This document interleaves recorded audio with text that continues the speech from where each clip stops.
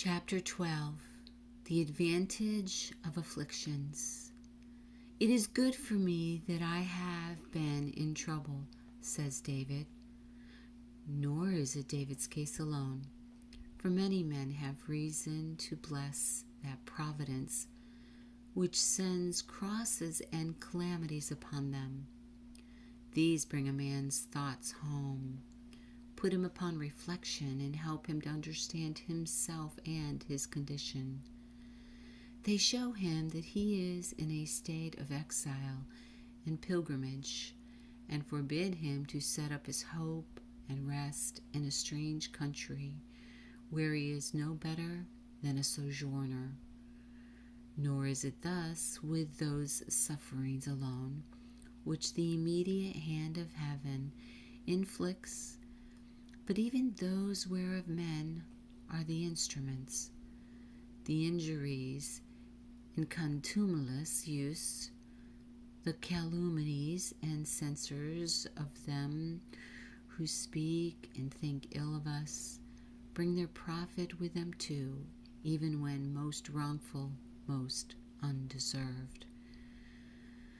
For these oft times are an occasion of rectifying our measures, as bringing us to a juster and more modest opinion of ourselves. They cure our ambition and vainglory, and convince us how vain a thing it is to thirst after reputation and the praise of men, when even innocence and goodness cannot protect us from slander and reproaches.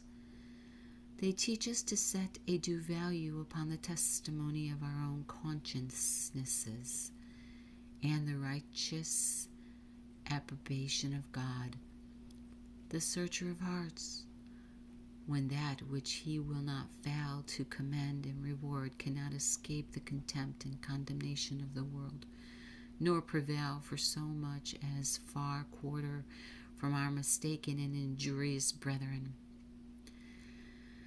It is therefore both our duty and our wisdom so entirely to place our happiness and expectations in God alone, that we shall not need to be extremely solicitous for many outward comforts, or feel ourselves destitute of much dejected.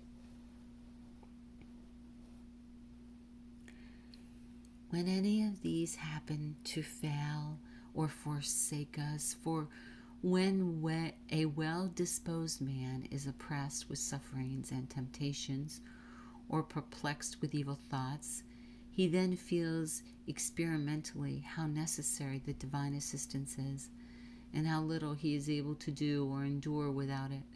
Then he is touched with inward remorse that does not groan in secret, and in the anguish of his heart pour out his requests for relief and deliverance.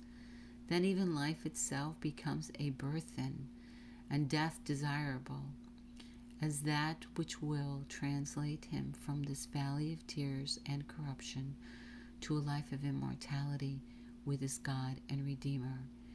In a word, such circumstances as these are more effectual than 10,000 arguments to convince him, by his own sensible experience, that perfect security and entire satisfaction are not so much as consistent with the condition of man in this present world, and therefore we must be content to wait while another and future state, which alone deserves our affections, because it alone can make us truly happy and completely happy.